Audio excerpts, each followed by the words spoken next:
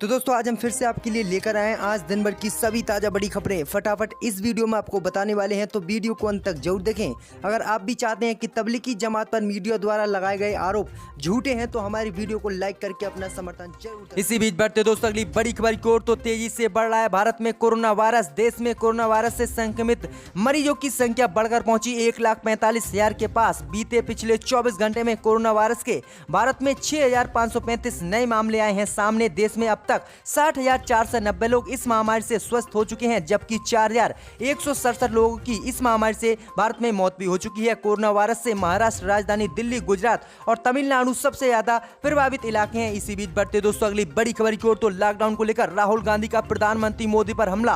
राहुल गांधी बोले भारत में फेल हुआ लॉकडाउन, तेजी से बढ़ रहा है वायरस। जी दोस्तों, आपको बता दें कि प्रधानमंत्री मोदी पर एक बार फिर से राहुल गांधी ने लॉकडाउन को लेकर हमला बोला है। राहुल गांधी ने कहा कि नरेंद्र मोदी जी ने कहा था कि 21 दिनों में कोरोना की लड़ाई देश में जीती जाएगी, लेकिन अब करीब 60 दिन हो गए हैं और हिंदुस्तान पहला देश है जो बीमारी बढ़ने के समय लॉकडाउन को खत्म कर रहा है। हम प्रधानमंत्री मोदी और सरकार से पूछना चाहते हैं कि 31 मई के बाद आपका क्या प्लान है। आगे राहुल गांधी ने कहा कि भारत एकमात्र ऐसा देश है जहां वायरस तेजी से बढ़ रहा है और हम लॉकडाउन को हटा रहे हैं। लॉकडाउन का उद्देश्य विफल हो गया है। भारत एक असफल लॉकडाउन के परिणामों का सामना कर रहा है। तो ये राहुल गांधी ने जो देश में मोदी सरकार ने लॉकडाउन लगाया था उसे राहुल गांधी ने फेल बता दिया कि ये लॉकडाउन फेल हो गया है, क्योंकि इससे महामारी रुकी नहीं है। ये महामारी लगातार पिछले दिनों से लगातार बढ़ रही है और अब तो भारत में इस कदर से ये बढ़ रही है कि प्रत्येक दिन 6,500 से 7,000 बीते 24 घंटे में मरीज सामने आ रहे हैं। तो इसी को लेकर राहुल गांधी ने लॉकडाउन को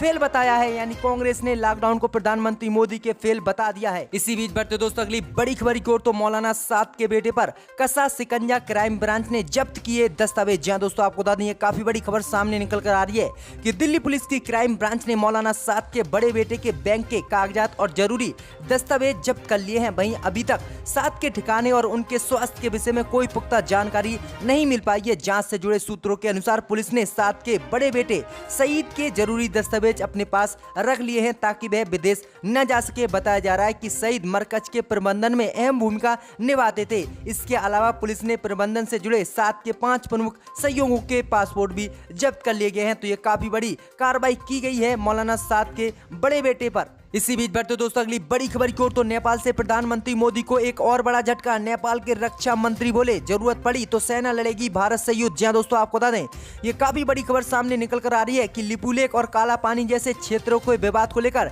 नेपाल भारत पर लगातार हमला बोल रहा है। अब नेपाल के रक्षा मंत्री ने भारत को खुली धमकी दी है कि वह अगर जरूरत पड़ी तो भारत से युद्ध करने के लिए भी तैयार है। जी दोस्तों, आपको बता दें कि the rising Nepal news outlet को दिए गए इंटरव्यू में नेपाल के रक्षा मंत्री ने कहा कि जनरल मनोज नरवणे का कूटनीति विवाद में चीन की तरफ इशारा करना निंदनीय है। उन्होंने कहा कि अगर जरूरत पड़ती है तो नेपाल सेना लड़ाई भी करेगी और ये अपना क्षेत्र लेकर रहेगी। इसी बीच बढ़ते दोस्तों अगली बड़ी खबर की ओर, तो जम्मू कश्मीर के 122 कैदियों को गृह मंत्री अमित शाह का तोहफा। ईद पर परिवार वालों से फोन पर कराई बात। जहां दोस्तों आपको बता दें कि जम्मू कश्मीर का अनुच्छेद 370 हटने के विरोध में 122 कैदियों को गृह मंत्री अमित शाह ने गिरफ्तार करवाया था। ये कैदी जम्मू कश्मीर नहीं बल्कि देश के अलग अलग राज्यों की जेलों में बंद हैं। वहीं जम्मू कश्मीर के 122 कैदियों को इस ईद पर गृह मंत्री अमित शाह की तरफ से जो तोहफा मिला उसे शायद उनकी ईद में कुछ मिठास आ गई। गृह मंत्रालय की तरफ से 122 कैदियों को ईद के मौके पर फोन के जरिए अपने अपने घर बात करने की अनुमति गृह मंत्री अमित शाह ने ईद के दिन दी है,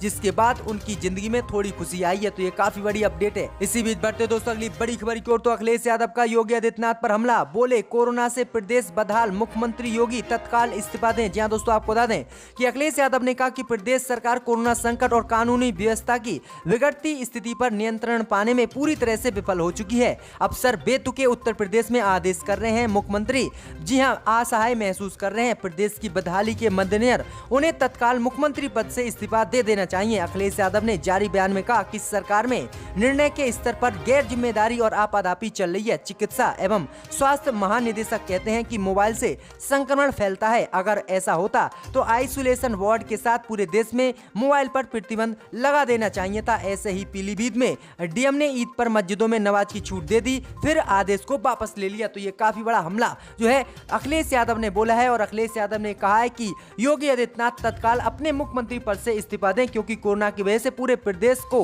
बर्बाद कर रहे हैं योगी आदित्यनाथ। इसी बीच बढ़ते दोस्तों अगली बड़ी खबर की ओर, मक्का को छोड़कर पूरे सऊदी अरब में लॉकडाउन खत्म। जी हां दोस्तों, आपको बता दें ये काफी बड़ी खबर सऊदी अरब से आ रही है कि सऊदी अरब में गुरुवार से लॉकडाउन में राहत देने का फैसला किया गया है। वहीं आपको बता दें कि मक्का को छोड़कर पूरे सऊदी अरब में कर्फ्यू खत्म किया जा रहा है। हालांकि मक्का में कर्फ्यू खत्म करने का फैसला 21 जून से लागू होगा। साथ ही 31 मई के बाद से घरेलू उड़ान पर लगी सऊदी अरब में रोक और मस्जिदों में नमाज पर पढ़ने से लगी रोक भी हटा ली जाएगी। लोगों को सार्वजनिक और निजी कंपनियों के दफ्तरों में काम करने की भी इजाजत दे दी जाएगी। मक्का में कर्फ्यू का समय दोपहर 3 बजे से सुबह 6 बजे तक रहेगा। 21 जून के बाद से मस्जिद में नमाज पढ़ने की भी अनुमति होगी। तो ये काफी बड़ा फैसला लिया है सऊदी अरब सरकार ने कि पूरे देश में लॉकडाउन को हटा लिया जाएगा, लेकिन मक्का को छोड़कर। इसी बीच बढ़ते दोस्तों अगली बड़ी खबर की ओर, तो प्रधानमंत्री मोदी और सीएम योगी को बताया था नपुंसक नामर्द, कांग्रेस नेता के खिलाफ अब एफआईआर दर्ज है। दोस्तों आपको बता दें कि प्रधानमंत्री मोदी और यूपी के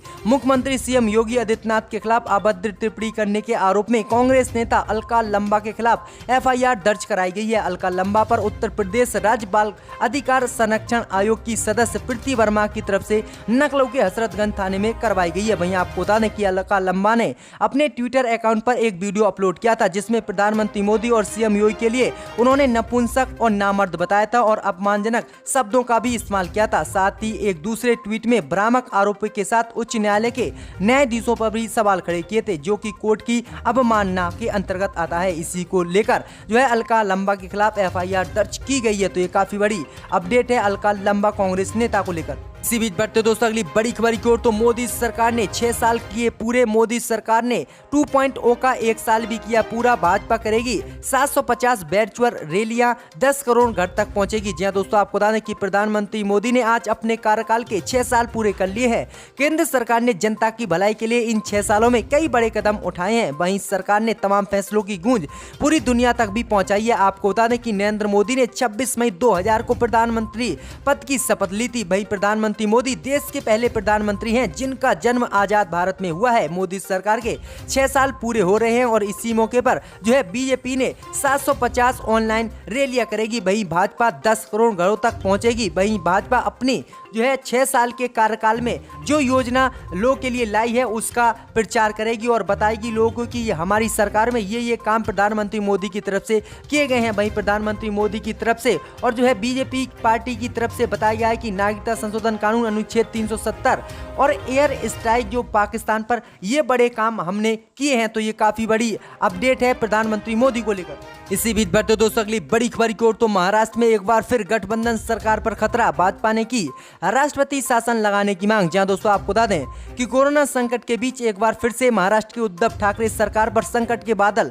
मंडराने लगे हैं। एनसीपी प्रमुख शरद पवार और भाजपा के वरिष्ठ नेता नारायण राणे की राज्यपाल से अलग अलग मुलाकात के बाद सियासी सरगर्मी और तेज हो गई है। राज्य में कोरोना वायरस के मरीजों की संख्या में लगातार इजाफा हो रहा है। देश की आर्थिक राजधानी मुंबई वायरस का हॉटस्पॉट बनी हुई है। इसे लेकर भाजपा ने राज्य में राष्ट्रपति शासन लगाने की मांग की है। कांग्रेस का कहना है कि भाजपा से सत्ता से बाहर होना बर्दाश्त नहीं हो रहा है। इसी बीच पूर्व मुख्यमंत्री और भाजपा नेता नारायण राणे ने राज्यपाल से मुलाकात कर सेना बुलाने की भी मांग की है। महाराष्ट्र में वहीं शिवसेना सांसद संजय रावत का कहना है कि सरकार मजबूत है और चिंता की कोई बात नहीं है। आगे उन्होंने कहा कि जिन्हें लगता है कि यहाँ पर हालात गंभीर हैं वो खुद को क्वारंटीन कर लें। तो ये काफी बड़ा जो है फैसला लिया जा सकता है। महाराष्ट्र में अब सरकार गठबंधन की खतरे में चल रही है। इसी बीच बढ़ते दोस्तों अगली बड़ी खबर की ओर, तो मनोज तिवारी का अरविंद केजरीवाल पर आरोप। दिल्ली में गंभीर कोरोना मरीजों को नहीं मिल रहा बेड, आंकड़े भी गलत। जी दोस्तों, आपको बता दें कि दिल्ली में जानलेवा कोरोना महामारी के मामलों को लेकर राजनीति जारी है। दिल्ली बीजेपी अध्यक्ष मनोज तिवारी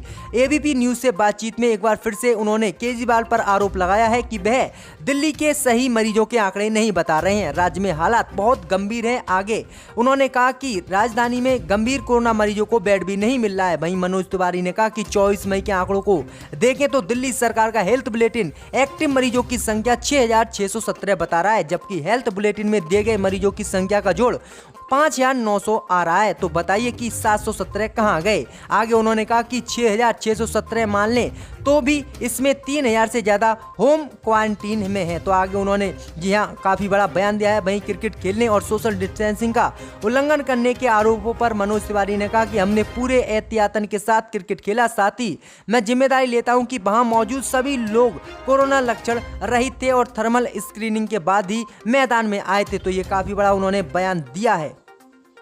इनको दोबारा इस ऐवान में आकर अपनी बात को रखने का